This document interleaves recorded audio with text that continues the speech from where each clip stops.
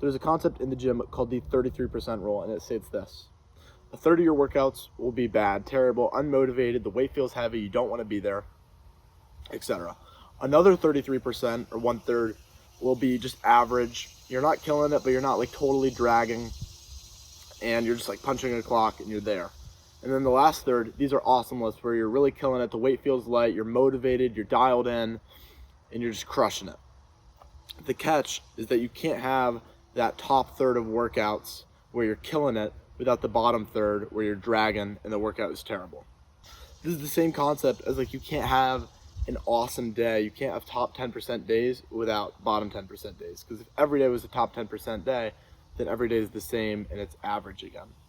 You can't feel happy without feeling sad, or else feeling super happy would just feel normal.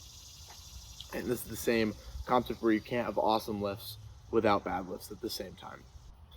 So now that we know that a third of our workouts are going to be bad, a third are going to be just okay, and then another third will be great, how can we use this to work in our favor and get the most out of all those different lifts? Starting with the 33% that's bad, the unmotivated ones where you don't really want to be there, the weight feels heavy, what can you do? Well, for one, you can just accept that it's going to be there, right? We just talked about we can't have the good without the bad. So accept that this is just a part of working out and fitness, and expect them to come up, right? We can't skip these days, because if we skip them, we're just delaying it and it'll just happen on another workout. So still go in there, just try to get it done. What you can do to try and make this workout a little bit better, since it's already kind of stinking, is you can lower the weight and really try to keep that intensity up. That can sometimes flip the whole thing around, right? If you drop the weight 10, 20 pounds and you can really move it and keep that intensity up, you're feeling better. Then you're moving that up to a category 2 where it's just an okay workout, or maybe it turns into an awesome workout because you're really in there and you're pumping the weight. That's all for the 33% section. If you're interested in a full step-by-step course on how to make and build your aesthetic body while maintaining and growing your social life at the same time, I'm making a course right now. And if you blindly follow that course, you will make more progress in the gym and you will have a better social life than you do right now. Again, that's the top link in the description of this video. Next is that middle 33% of days. This is days where you're not totally dragging, but you're not also... Next is that middle 33% of days. These are days where you're not really totally dragging, but you're not super fired up and you don't really want to be there. It's just kind of blah, right? We're hitting the weights, we're just clocking in. The key here is to really dial in your routine and your consistency. So stay focused, going from lift to lift. Just get it done. Pump the weight, rep it out, count the reps, and stack the sets and the reps in a way where you can look back on this workout and be like, yep, it was an okay workout. It moved the needle forward. I'm one step closer to building my aesthetic body. And if you can just stack enough of these, if you can look back and say, if I could do that workout every time, I would have this aesthetic body. If I could do that every day for a year or two, like, I have the dream body.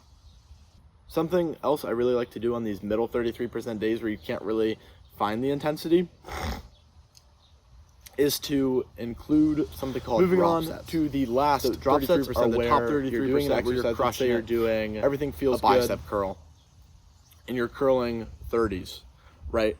After you do your last rep and you're like, oh, can't do another one, you drop the weight, drop set. You drop the weight to like a 25, and then you crank out as many as you can at 25, and then when you can't do any more, 25s, maybe you get down to 20s or 15s, and you curl those until you can't curl anymore, and then you go to like a 10. These are great because they kind of force you to bring the intensity and really just attack that muscle when you're not really feeling the intensity already. Moving on to the top 33%, these are the days, right? The weight's moving, it's light, it's easy, the energy's up, and you can really just attack this weight. This is not a day where we want to just kind of coast through and get through the workout. No. When we're motivated and we're feeling good, the weight's easy, this is where we really push ourselves, right? We're increasing the weight. Maybe we're doing an extra set, and we really want to take advantage of these days because they're rare, right? You're only going to get these 33% of the time. We really want to make the most out of these workouts, right? Take sets to failure. Treat every set like it's your last set, and you really just got to squeeze the juices and the energy out of that. Also, which brings up another point about taking your sets to failure, right? I know some people are like kind of hesitant about doing this because there's some like data to show that taking your sets to failure and really pushing your muscles like kind of weakens like your immune system. But you're in the peak shape of your life, right? If you're like 16 to 25 right now, this is absolutely the age where you can push yourself and you can do hard things and really just take your body to its limits, right? We're in the peak health that we're ever going to be. So why not really test yourself and push yourself? That's all for what to do on the specific days, the bottom 33%, the middle, and the top 33%. I'll wrap this up by giving you some big idea like mindset shift that I want you to have in the gym. Not every day in the gym is going to be this awesome workout. If you've been going to the gym for some time now, you understand that, right? But progress is made in every session, regardless of